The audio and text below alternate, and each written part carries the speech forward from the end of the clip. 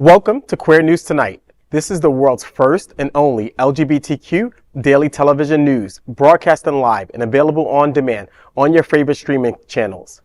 We are proud to announce that YouTube has recognized Queer News Tonight, certified by analytics company vidIQ, as the world's most popular LGBT streaming news show, with over 10 million views.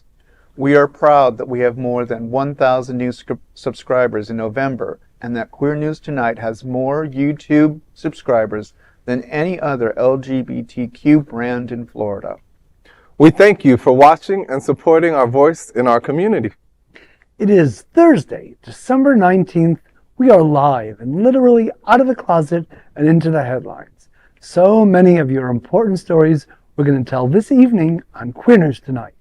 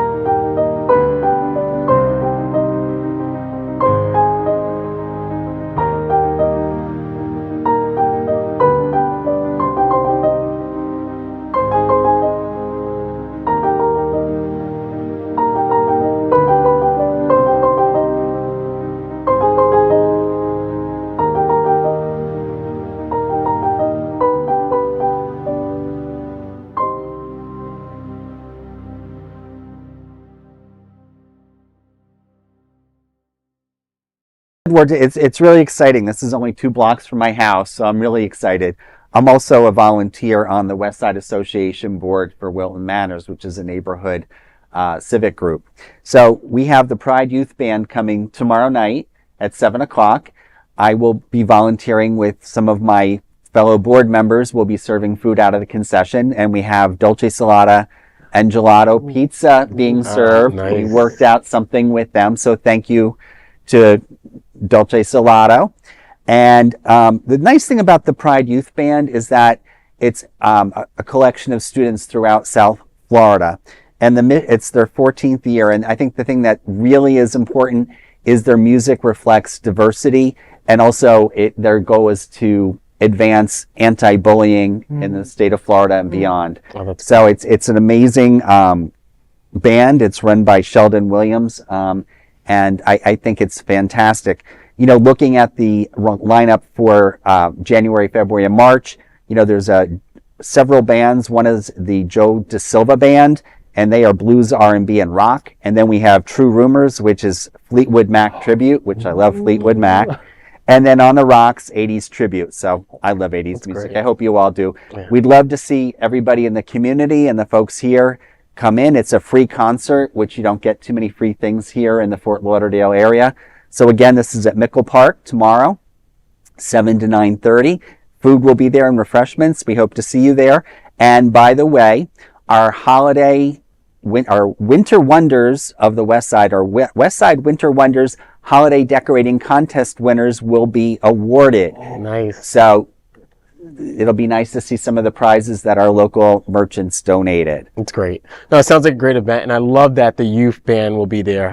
Such a great Absolutely. band, I didn't even know until I got the story and did some research. I mean, I knew we were working on this project, but we didn't get the insights into, what their mission was with the band. So it's fantastic. No, that's great.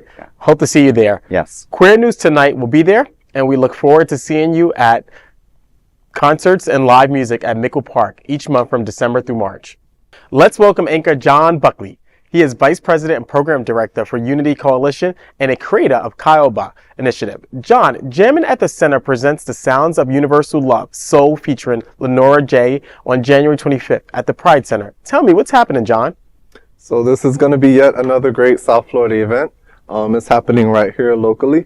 If you haven't had the privilege of hearing LeNora Jaye at Alibis or any of the places that she performs, her voice and her energy is always captivating.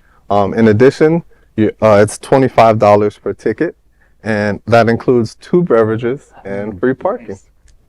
LeNora, great. She's just amazing. Like, her voice is great, and you got to be there. So it's going to be a great event. Queer News Tonight will be there, and we look forward to seeing you at the Sounds of Universal Love, S.O.U.L on January 25th.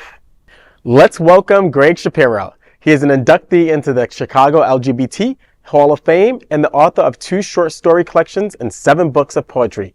Gregg, Vaccine Town Hall by the Pride Center at Quality Park is on January 14th. This town hall will be available in person or virtually through Zoom. Tell me, what's happening, brother? A pre-town hall free vaccine clinic at the Pride Center from 5 to 6:45 p.m. is sponsored by Holy Cross Drop-In for COVID, hepatitis A, meningitis, flu vaccines at no cost. So can't go wrong with that, right?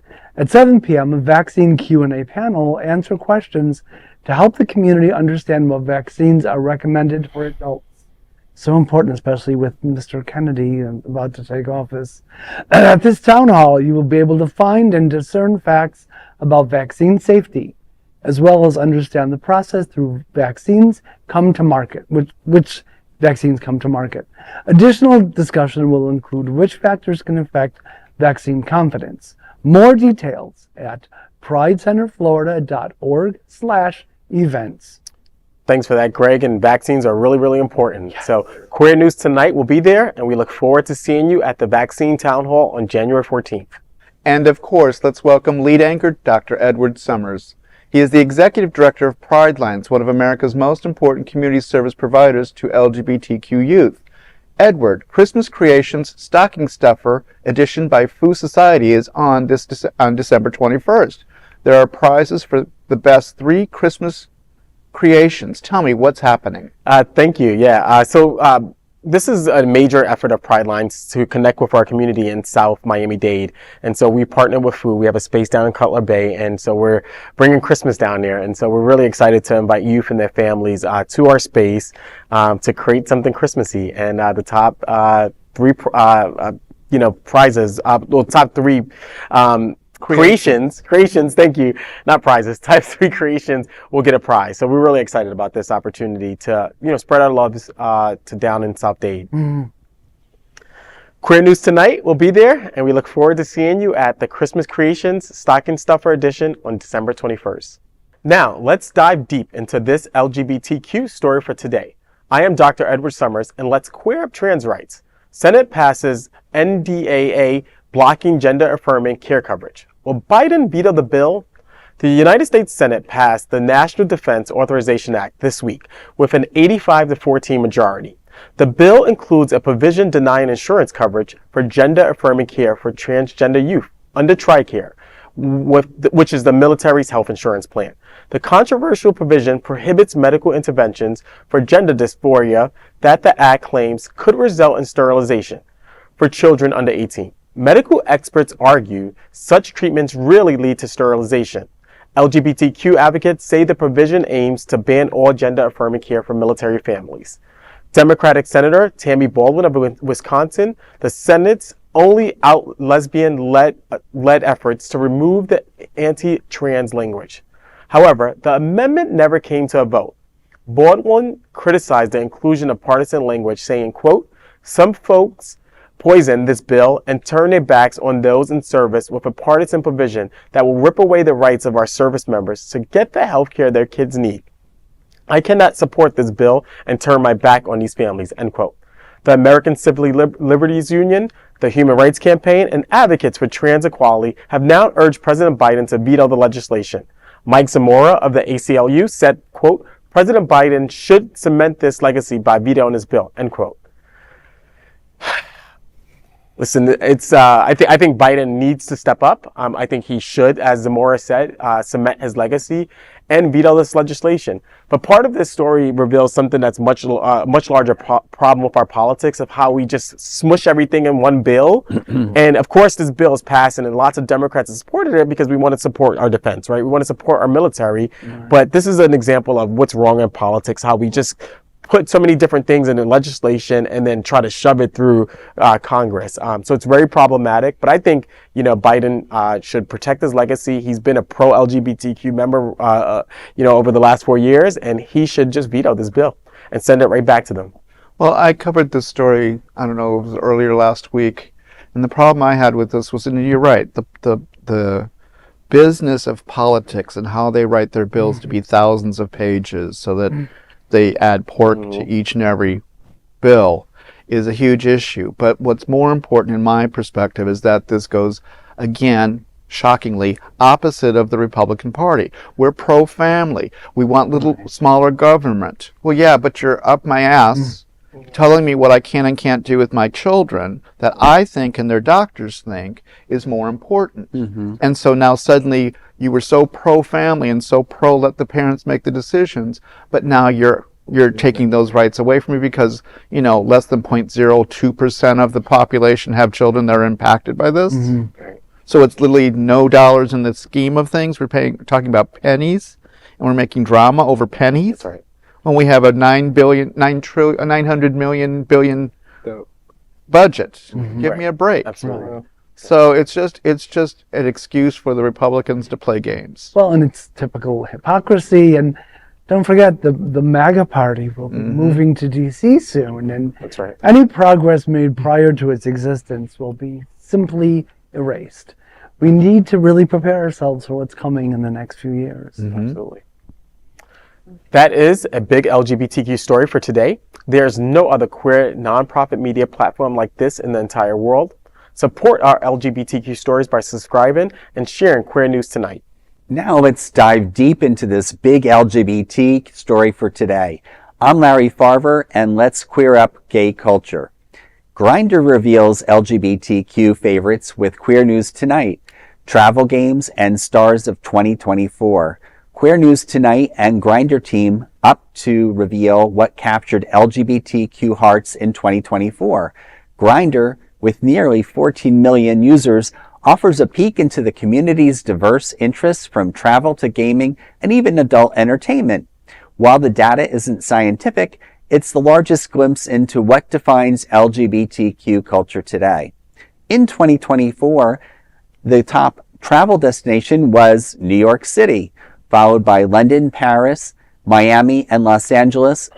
Soho in London claimed the title of, quote, gayest neighborhood, outshining Chueca in Madrid, WeHo in Los Angeles, and the Castro in San Francisco. Gamers crowned Dress to Impress as their top game, with The Last of Us Part 2 and Baldur's Gate close behind. Ludwig was a community's favorite streamer, while Up Until Dawn secured the second place. Porn Star of the Year was Tyler Wu, with Raham Shabazz and Girthmaster completing the top 3. Grindr's insights once again remind us of the community's vibrant and multifaceted interests. Well, a lot of interesting things going on, a lot to digest there. But it's interesting that, Grindr is getting into some of the demographics and details, and it's smart business. It's they need to expand, and it's all about capturing what we're mostly higher earners in many cases, or we have more disposable income even if we're not higher earners.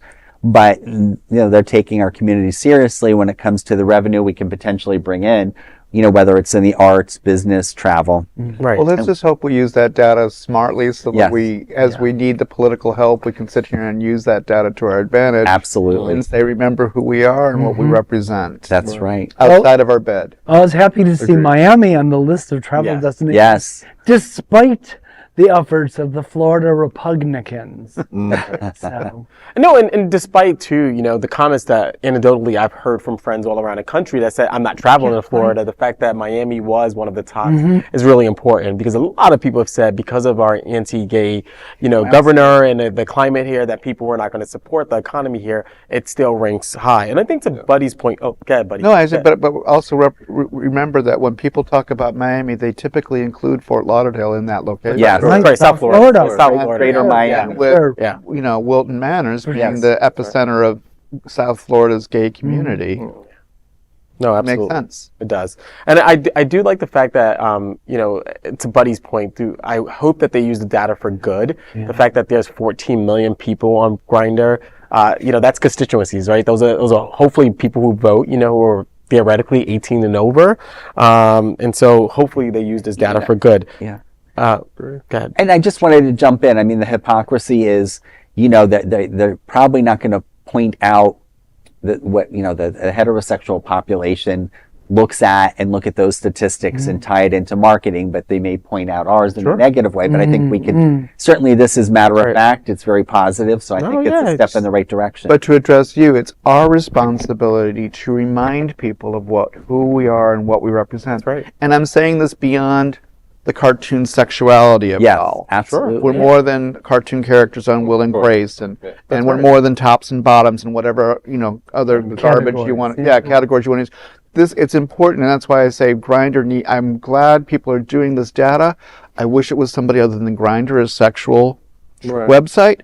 But we need to. It's our responsibility to use that information and not let some straight white Republican. And as I've said on other broadcasts on other topics, I think we need to tap on the shoulders or encourage our technical and our marketing and people who do the analytics, digital analytics, whatever you want to call it, in our community to step forward and present it in a positive direction. Exactly. We need a state of the community. Exactly.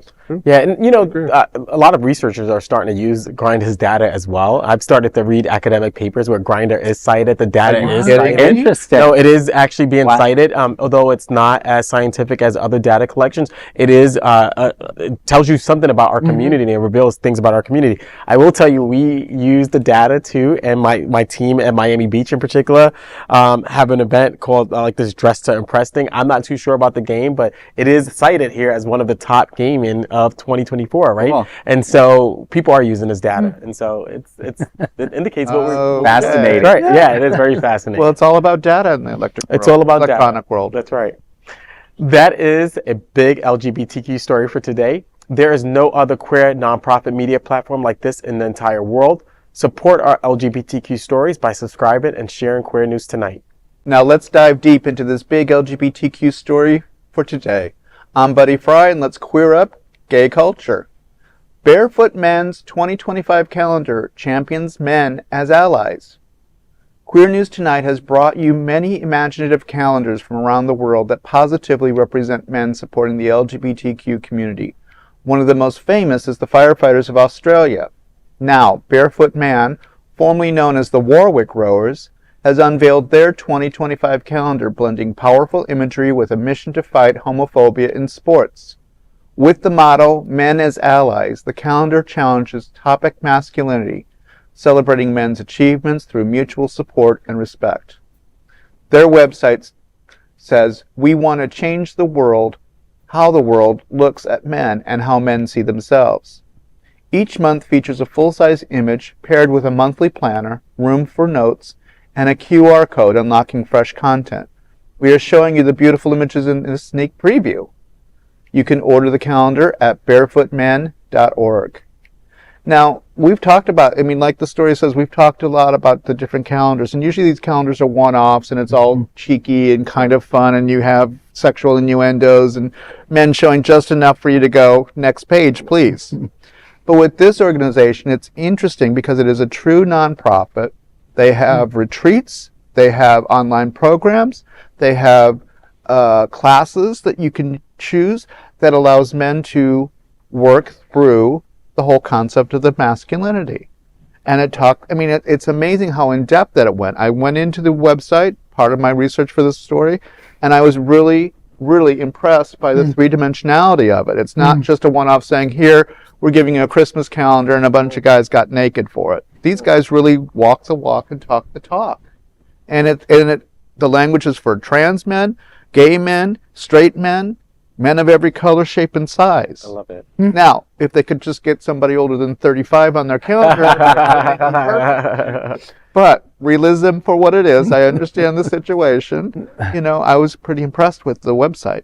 Considering funding, it's a great way to raise funds with going into 2025 because, of course, you have limited resources and majority of them are going to be cut.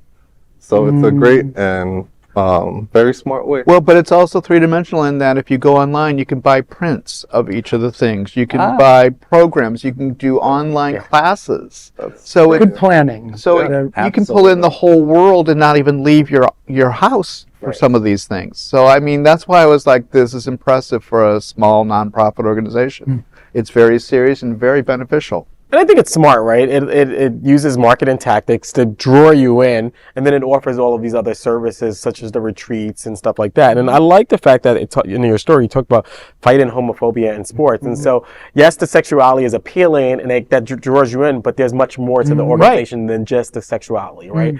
It goes much deeper. And I do appreciate organizations like this who have services like this. It's great. Absolutely. And it's not tongue-in-cheek where they're like, yeah, we know we're being, sexy, but... they're walking the walk. They're walking the walk, which is great. And it's very artistic. Right. It's really not Tasteful. It's tasteful. Thank you. Demure. Yes, it's demure. Part of their staffing is that they're working with various artists. They're working with various photographers, and they're taking this very serious. It's not just let's make $50 at the end of the year. Right. No, that's great. It's refreshing.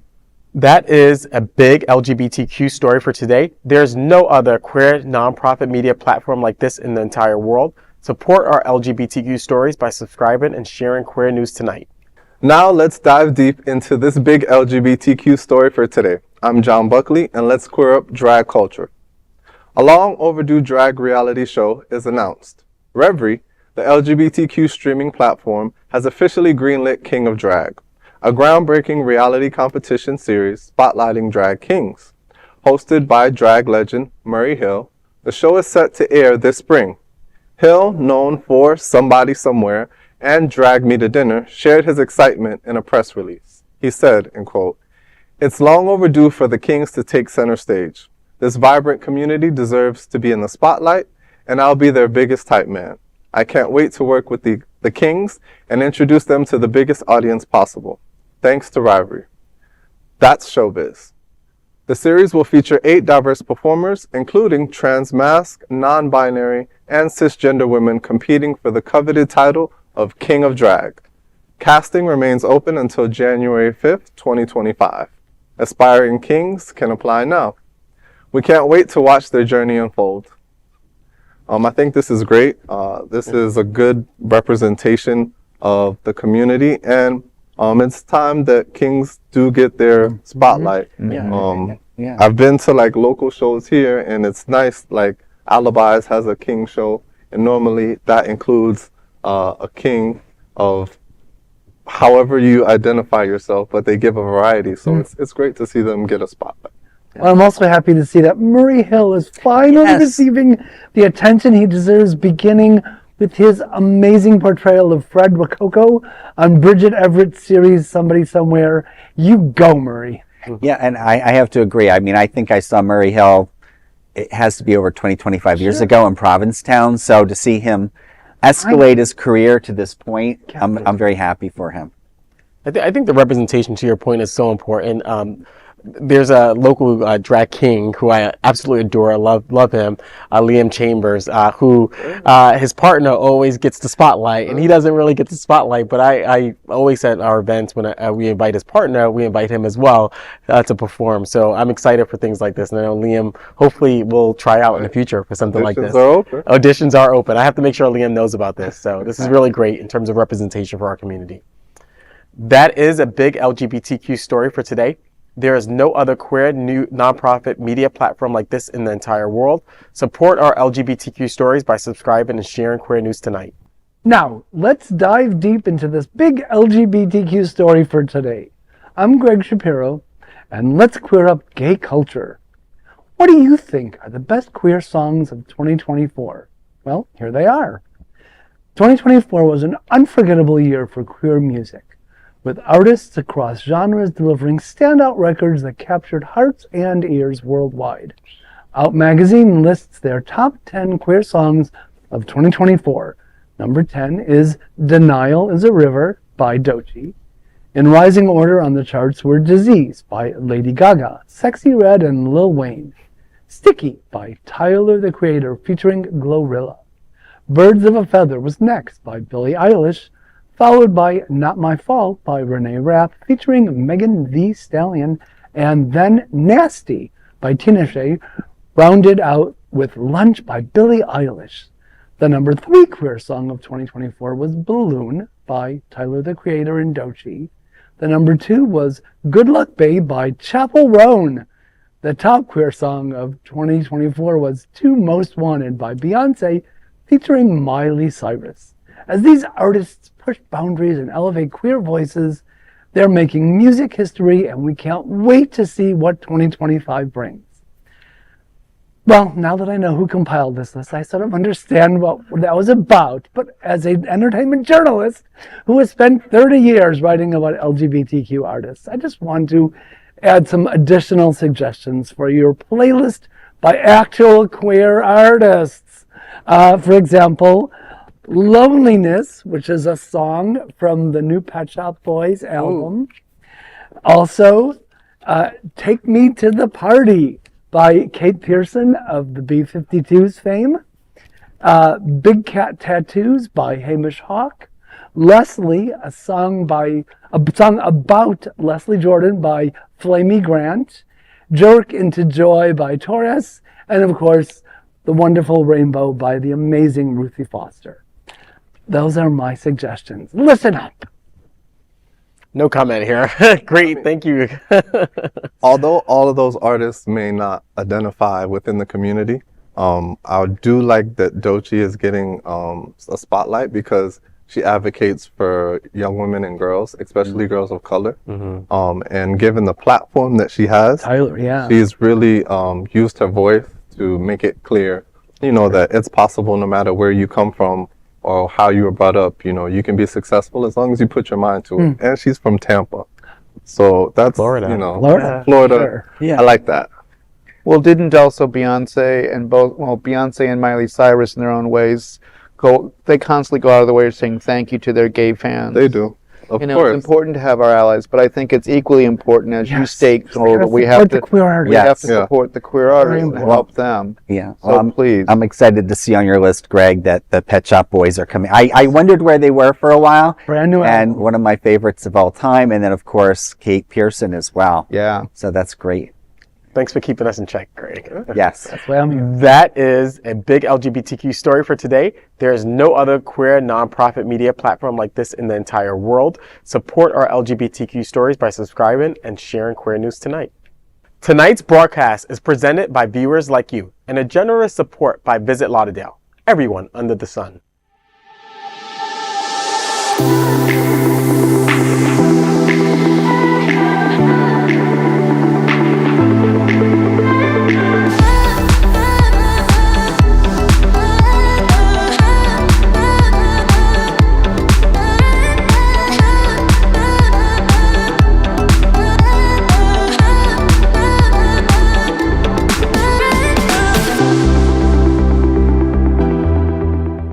Those are today's headlines from Queer News Tonight.